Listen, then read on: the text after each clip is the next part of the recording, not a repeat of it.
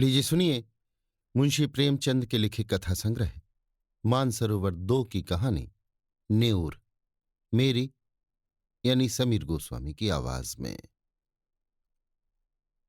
आकाश में चांदी के पहाड़ भाग रहे थे, टकरा रहे थे, गले मिल रहे थे, जैसे सूर्य मेघ संग्राम छिड़ा हुआ हो। कभी छाया हो जाती थी, कभी तेज धूप चमक उठती थी। बरसात के दिन थे, उमस हो रही थी, हवा बंद हो गई थी। गांव के बाहर कई मजूर एक खेत की मेड़ बांध रहे थे। नंगे बदन, पसीने में तर, कछनी कसे हुए, सबके सब फावड़े से मिट्टी खोदकर मेड़ पर रखते जाते थे। पानी से मिट्टी नरम हो गई थी। गोबर ने अपनी कानी आंख मटकाकर कहा, अब तो हाथ नहीं चलता भाई, गोला भी छूट गया होगा, चबेना कर ले। नेऊर ने हंसकर कहा, ये मेड़ तो पूरी कर लो, फिर चबेना कर लेना, मैं तो तुमसे पहले आया। दोनों ने सिर पर झउआ उठाते हुए कहा, तुमने अपनी जवानी में जितना घी खाया होगा न्योर दादा, उतना तो अब हमें पानी भी नहीं मिलता। न्योर छोटे डील का गठीला काला फुर्तीला आदमी था। उम्र 50 से ऊपर थी, मगर अच्छे अच्छे नौजवान उसके बराबर मेहनत न कर सकते थे। अभी 2-3 साल पहले तक कुश्ती लड़ना छोड़ दिया था। गोबर, तुमसे तमाकू पिए बिना कैसे रहा जाता है न्योर दादा? यहां तो चाहे रोटी ना मिले, लेकिन तंबाकू के बिना नहीं रहा जाता। दीना, तो यहां से जाकर रोटी बनाओगे दादा? बुढ़िया कुछ नहीं करती। हमसे तो दादा ऐसी मेहरिया से एक दिन न पटे। नेऊर के पिच के खिचड़ी मूछों से ढके मुख पर हास्य की स्मित रेखा चमक उठी, जिसने उसकी क्रूरता को भी सुंदर बना दिया। बोला, जवानी तो उसी के साथ कटी है बेटा, अब उससे कोई काम नहीं होता तो क्या करूं? गोबर, तुमने उसे सिर चढ़ा रखा है, नहीं काम क्यों न करती? मजे से खाट पर बैठी चिलम पीती रहती है और सारे गांव से लड़ा करती है। तुम बूढ़े हो गए, लेकिन वो तो अभी भी जवान बनी है। दीना, जवान औरत उसकी क्या बराबरी करेगी? सिंदूर, टिकली, काजल, मेहंदी में तो उसका मन बसता है। बिना किनारदार रंगीन धोती के उसे कभी देखा ही नहीं। उस पर गहनों से भी जी नहीं भरता। तुम गऊ हो, इससे निभाह हो जाता है, नहीं तो अब तक गली गली ठोकरें खाती होती। गोबर, मुझे तो उसके बनाव सिंगार पर गुस्सा आता है। काम कुछ न करेगी, पर खाने पहनने को अच्छा चाहिए। नेऊर, तुम क्या जानो बेटा, जब वो आई थी तो मेरे घर में 7 हल की खेती होती थी, रानी बनी बैठी रहती थी। जमाना बदल गया तो क्या हुआ, उसका मन तो वही है। घड़ी भर चूल्हे के सामने बैठ जाती है तो आंखें लाल हो जाती हैं और मूड थाम कर पड़ जाती है। मुझसे तो ये नहीं देखा जाता। इसी दिन रात के लिए तो आदमी शादी ब्याह करता है, और इसमें क्या रखा है? यहां से जाकर रोटी बनाऊंगा, पानी लाऊंगा, तब 2 कौर खाएगी। नहीं, मुझे क्या था, तुम्हारी तरह 4 फंकी मारकर 1 लोटा पानी पी लेता। जब से बिटिया मर गई तब से तो वो और भी लस्त हो गई। ये बड़ा भारी धक्का लगा। मां की ममता हम तुम क्या समझेंगे बेटा। पहले तो कभी कभी डांट भी देता था, अब किस मुंह से डांटू? दीना, तुम कल पेड़ पर काहे को चढ़े थे? अभी गूलर कौन पकी है? न्यूर, उस बकरी के लिए थोड़ी पत्ती तोड़ रहा था। बिटिया को दूध पिलाने को बकरी ली थी, अब बुढ़िया हो गई है, लेकिन थोड़ा दूध दे देती है। उसी का दूध और रोटी तो बुढ़िया का आधार है। घर पहुंचकर न्यूर ने लोटा और डोर उठाया और नहाने चला कि स्त्री ने खाट पर लेटे लेटे कहा, इतनी देर क्यों कर दिया करते हो? आदमी काम के पीछे परान थोड़े ही दे देता है। जब मजूरी सबके बराबर मिलती है तो क्यों काम के पीछे मरते हो? न्यूर का अंतःकरण एक माधुर्य से सराबोर हो गया।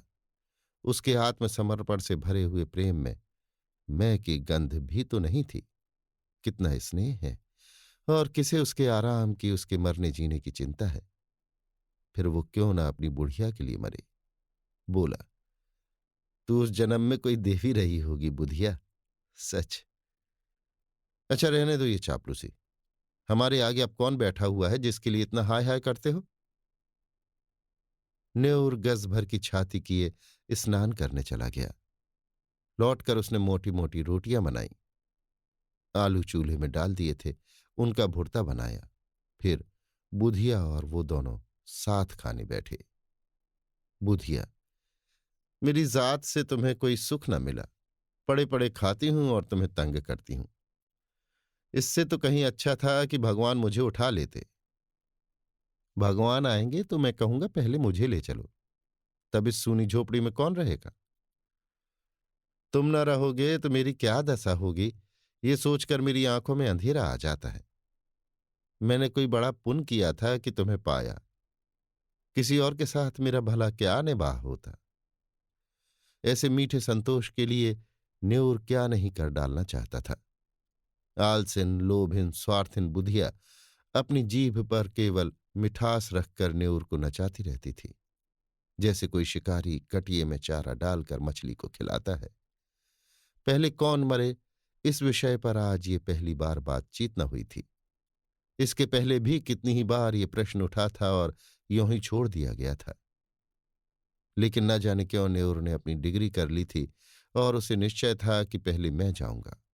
उसके पीछे भी बुधिया जब तक रहे आराम से रहे, किसी के सामने हाथ न फैलाए। इसीलिए वो मरता रहता है जिसमें हाथ में 4 पैसे जमा हो जाएं। कठिन से कठिन काम जिसे कोई न कर सके, न्योर करता। दिन भर फावड़े कुदाल का काम करने के बाद रात को वो ऊख के दिनों में किसी की ऊख पेरता या खेती की रखवाली करता। लेकिन दिन निकलते जाते थे और जो कुछ कमाता था वो भी निकलता जाता था। बुधिया के बगैर ये जीवन नहीं, इसकी वो कल्पना ही न कर सकता था। लेकिन आज उसकी बातों ने न्योर को सशंक कर दिया। जल में एक बूंद रंग की भांति ये शंका उसके मन में समाकर अतिरंजित होने लगी। गांव में न्योर को काम की कमी न थी, पर मजूरी तो वही मिलती थी जो अब तक मिलती आई थी। इस मंदी में वो मजूरी भी नहीं रह गई थी। एकाएक गांव में एक साधु कहीं से घूमते फिरते आ निकले और न्योर के घर के सामने ही पीपल की छाह में उनकी धूनी जल गई। गांव वालों ने अपना धन्य भाग्य समझा। बाबा जी का सेवा सत्कार करने के लिए सभी जमा हो गए।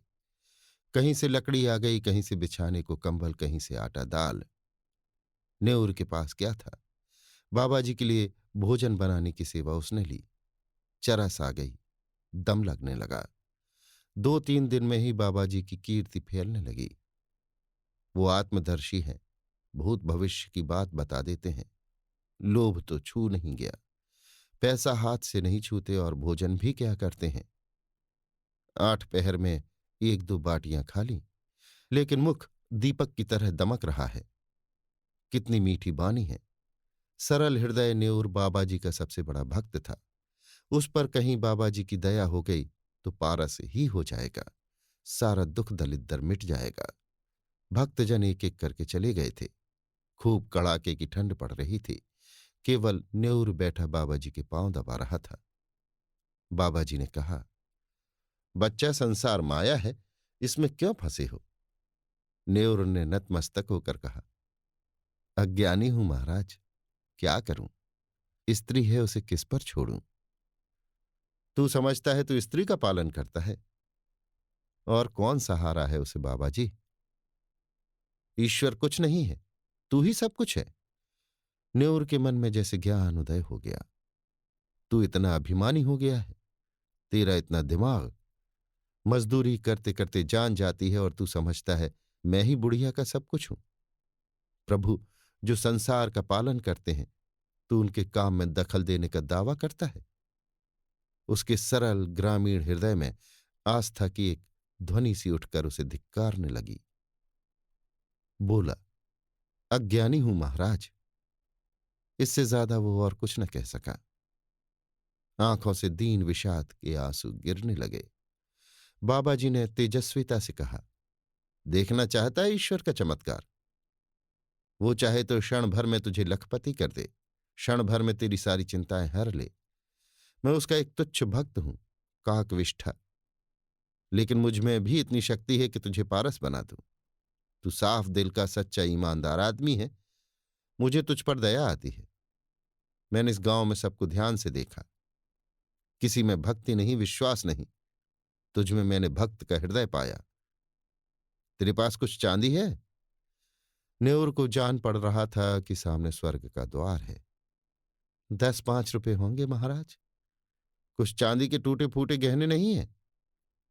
घरवाली के पास कुछ गहने हैं। कल रात को जितनी चांदी मिल सके यहां ला और ईश्वर की प्रभुता देख। तेरे सामने मैं चांदी को हांडी में रखकर इसी धूनी में रख दूंगा। प्रातःकाल आकर हांडी निकाल लेना। मगर इतना याद रखना कि उन अशर्फियों को अगर शराब पीने में, जुआ खेलने में या किसी दूसरे बुरे काम में खर्च किया तो कोढ़ी हो जाएगा। अब जा, सो रहे। हाँ, इतना और सुन ले, इसकी चर्चा किसी से मत करना, घरवाली से भी नहीं। न्योर घर चला तो ऐसा प्रसन्न था मानो ईश्वर का हाथ उसके सिर पर है। रात भर उसे नींद नहीं आई। सवेरे उसने कई आदमियों से 2-2, 4-4 रुपए उधार लेकर 50 रुपए छोड़े। लोग उसका विश्वास करते थे, कभी किसी का एक पैसा भी न दबाता था। वादे का पक्का, नीयत का साफ। रुपए मिलने में दिक्कत न हुई। 25 रुपए उसके पास थे। बुधिया से कैसे गहने ले? चाल चली, तेरे गहने बहुत मैले हो गए हैं, खटाई से साफ कर ले। रात भर खटाई में रहने से नए हो जाएंगे। बुधिया चकमे में आ गई। हांडी में खटाई डालकर गहने भिगो दिए। जब रात को वो सो गई तो न्योर ने रुपए भी उसी हांडी में डाल दिए और बाबा के पास पहुंचा। बाबा जी ने कुछ मंत्र पढ़ा, हांडी को धूनी की राख में रखा और न्योर को आशीर्वाद देकर विदा किया। रात भर करवटें बदलने के बाद न्योर मुंह अंधेरे बाबा के दर्शन करने गया, मगर बाबा का वहां पता न था। अधीर होकर उसने धूनी की जलती हुई राख टटोली। हांडी गायब थी। छाती धक धक करने लगी। बदहवास होकर बाबा को खोजने लगा। हार की तरफ गया, तालाब की ओर पहुंचा। 10 मिनट, 20 मिनट, आध घंटा, बाबा का कहीं निशान नहीं। भक्त आने लगे, बाबा कहाँ गए? कंबल भी नहीं, बर्तन भी नहीं। एक भक्त ने कहा, रमते साधुओं का क्या ठिकाना, आज यहां कल वहां, एक जगह रहे तो साधु कैसे? लोगों से हेल मेल हो जाए, बंधन में पड़ जाए। सिद्ध थे, लोभ तो छू नहीं गया था। न्योर कहाँ है? उस पर बड़ी दया करते थे, उससे कह गए होंगे। न्योर की तलाश होने लगी, कहीं पता नहीं। इतने में बुधिया न्योर को पुकारती हुई घर में से निकली। फिर कोलाहल मच गया। बुधिया रोती थी और न्योर को गालियां देती थी। न्योर खेतों की मेड़ों से बेतहाशा भागता चला जाता था, मानो इस पापी संसार से निकल जाएगा। एक आदमी ने कहा, न्योर ने कल मुझसे 5 रुपए लिए थे, आज सांझ को देने को कहा था। दूसरा, हमसे भी 2 रुपए आज ही के वादे पर लिए थे। बुधिया रोई, दाढ़ी जार मेरे सारे गहने ले गया, 25 रुपए रखे थे वो भी उठा ले गया। लोग समझ गए बाबा कोई धूर्त था, न्योर को झांसा दे गया। ऐसे ऐसे ठग पड़े हैं संसार में।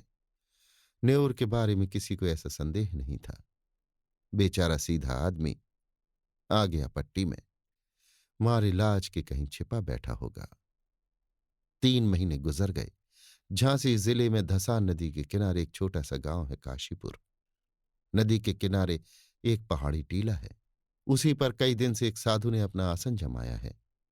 नाटे कद का आदमी है, काले तवे का सा रंग, देह गठी हुई। ये न्योर है जो साधु वेश में दुनिया को धोखा दे रहा है। वही सरल निष्कपट न्योर जिसने कभी पराये माल की ओर आंख नहीं उठाई, जो पसीना की रोटी खाकर मगन था। घर और गांव की और बुधिया की याद एक क्षण भी उसे नहीं भूलती। इस जीवन में फिर कोई दिन आएगा कि वो अपने घर पहुंचेगा और फिर उसी संसार में हंसता खेलता अपनी छोटी छोटी चिंताओं और छोटी छोटी आशाओं के बीच आनंद से रहेगा। वो जीवन कितना सुखमय था। जितने थे सब अपने थे, सभी आदर करते थे, सहानुभूति रखते थे। दिन भर की मजूरी, थोड़ा सा अनाज या थोड़े से पैसे लेकर घर आता था। तो बुढ़िया कितने मीठे स्नेह से उसका स्वागत करती थी। वो सारी मेहनत, सारी थकावट जैसे उस मिठास में सनकर और मीठी हो जाती थी। हाय, वो दिन फिर कब आएंगे? न जाने बुधिया कैसे रहती होगी। कौन उसे पान की तरह फेरेगा? कौन उसे पकाकर खिलाएगा? घर में पैसा भी तो नहीं छोड़ा, गहने तक डुबा दी।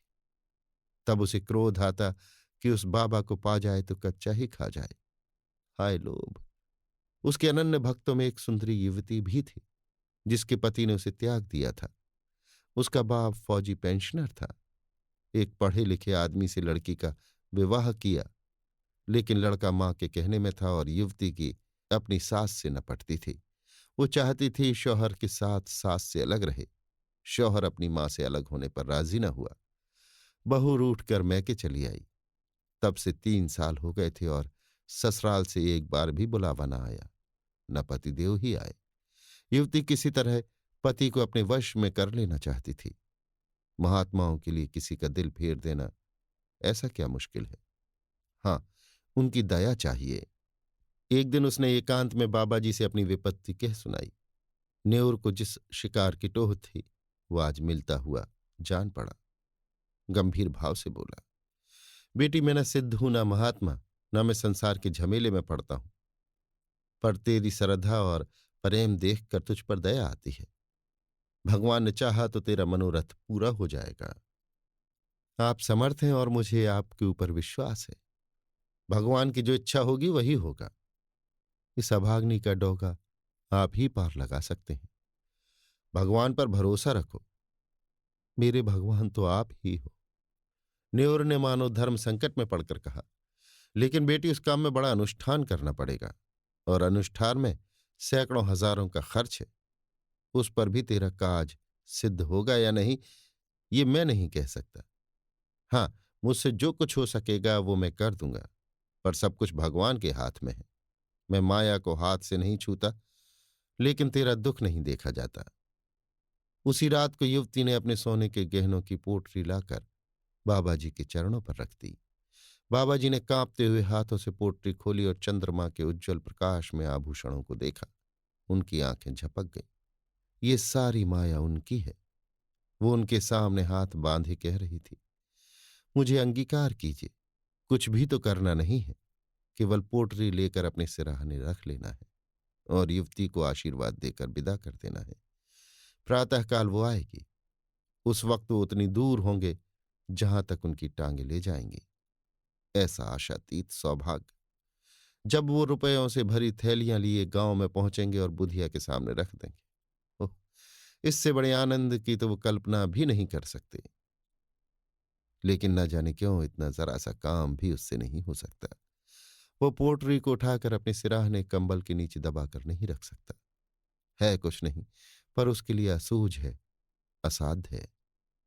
वो उस पोटरी की ओर हाथ भी नहीं बढ़ा सकता। हाथों पर उसका कोई बस नहीं। जाने दो हाथ, जबान से तो कह सकता है। इतना कहने में कौन सी दुनिया उल्टी जाती है कि बेटी, इसे उठाकर इस कंबल के नीचे रख दे। जबान कट तो न जाएगी, मगर अब उसे मालूम होता है कि जबान पर भी काबू नहीं है। आंखों के इशारे से भी ये काम हो सकता है, लेकिन इस समय आंखें भी बगावत कर रही हैं। मन का राजा इतने मंत्रियों और सामंतों के होते हुए भी अशक्त है, निरीह है। लाख रुपए की थैली सामने रखी हो, नंगी तलवार हाथ में हो, गाय मजबूत रस्सी से सामने बंधी हो, क्या उस गाय की गर्दन पर उसके हाथ उठेंगे? कभी नहीं। कोई उसकी गर्दन भले ही काट ले, वो गऊ की हत्या नहीं कर सकता। वो परित्यक्ता उसे उसी गऊ की तरह लग रही थी। जिस अवसर को वो 3 महीने से खोज रहा है, उसे पाकर आज उसकी आत्मा कांप रही है। तृष्णा किसी वन्य जंतु की भांति अपने संस्कारों से आखेट प्रिय है, लेकिन जंजीर में बंधे बंधे उसके नख गिर गए हैं और दांत कमजोर हो गए हैं। उसने रोते हुए कहा, बेटी, पोटरी को उठा ले जाओ। मैं तुम्हारी परीक्षा कर रहा था। तुम्हारा मनोरथ पूरा हो जाएगा। चांद नदी के उस पार वृक्षों की गोद में विश्राम कर चुका था। नेउर धीरे से उठा और धसान में स्नान करके एक ओर चल दिया। भभूत और तिलक से उसे घृणा हो रही थी। उसे आश्चर्य हो रहा था कि वो घर से निकला ही कैसे। थोड़े से उपहास के भय से उसे अपने अंदर एक विचित्र उल्लास का अनुभव हो रहा था, मानो वो बेड़ियों से मुक्त हो गया हो, कोई बहुत बड़ी विजय प्राप्त की हो। 8वें दिन न्योर अपने गांव पहुंच गया। लड़कों ने दौड़कर उछल कूद कर उसकी लकड़ी उसके हाथ से छीनकर उसका स्वागत किया। एक लड़के ने कहा, काकी तो मर गई दादा। न्योर के पांव जैसे बंध गए, मुंह के दोनों कोने नीचे झुक गए। दीन विषाद आंखों में चमक उठा। कुछ बोला नहीं, कुछ पूछा भी नहीं। पल भर जैसे निसंग खड़ा रहा, फिर बड़ी तेजी से अपनी झोपड़ी की ओर चला। बालक वृंद भी उसके पीछे दौड़े, मगर उनकी शरारत और चंचलता भाग गई थी। झोपड़ी खुली पड़ी थी, बुधिया की चारपाई जहां की तहां थी। उसकी चिलम और नारियल ज्यों के त्यों धरे हुए थे। एक कोने में 2-4 मिट्टी और पीतल के बर्तन पड़े हुए थे। लड़के बाहर ही खड़े रह गए। झोपड़ी के अंदर कैसे जाएं? वहां बुधिया बैठी है। गांव में भगदड़ मच गई। नेउर दादा आ गए। झोपड़ी के द्वार पर भीड़ लग गई। प्रश्नों का तांता बंध गया। तुम इतने दिन कहाँ थे दादा? तुम्हारे जाने के बाद तीसरे ही दिन काकी चल बसी। रात दिन तुम्हें गालियां देती थी, मरते मरते तुम्हें गरियाती ही रही। तीसरे दिन आए तो मरी पड़ी थी। तुम इतने दिन कहाँ रहे? नेउर ने कोई जवाब न दिया, केवल शून्य, निराश, करुण, आहत नेत्रों से लोगों की ओर देखता रहा, मानो उसकी वाणी हर गई है। उस दिन से किसी ने उसे बोलते या रोते या हंसते नहीं देखा। गांव से 8 मील पर पक्की सड़क है, अच्छी आमद रफ्त है। न्योर बड़े सवेरे जाकर सड़क के किनारे एक पेड़ के नीचे बैठ जाता है। किसी से कुछ मांगता नहीं, पर राहगीर कुछ ना कुछ दे ही देते हैं, चबेना, अनाज, पैसे। संध्या समय वो अपनी झोपड़ी में आ जाता है, चिराग जलाता है, भोजन बनाता है, खाता है और उसी खाट पर पड़ रहता है। उसके जीवन में जो एक संचालक शक्ति थी वो लुप्त हो गई है। वो अब केवल जीवधारी है। कितनी गहरी मनोव्यथा है। गांव में प्लेग आया, लोग घर छोड़कर भागने लगे। नेउर को अब किसी की परवाह न थी, न किसी को उससे भय था, न प्रेम। सारा गांव भाग गया। नेउर ने अपनी झोपड़ी न छोड़ी। तब होली आई, सबने खुशियां मनाई। नेउर अपनी झोपड़ी से न निकला, और आज भी वो उसी पेड़ के नीचे, सड़क के किनारे, उसी तरह मौन बैठा हुआ नजर आता है, निश्चेष्ट, निर्जीव। अभी आप सुन रहे थे मुंशी प्रेमचंद के लिखे कथा संग्रह मानसरोवर 2 की कहानी न्योर, मेरी यानी समीर गोस्वामी की आवाज में।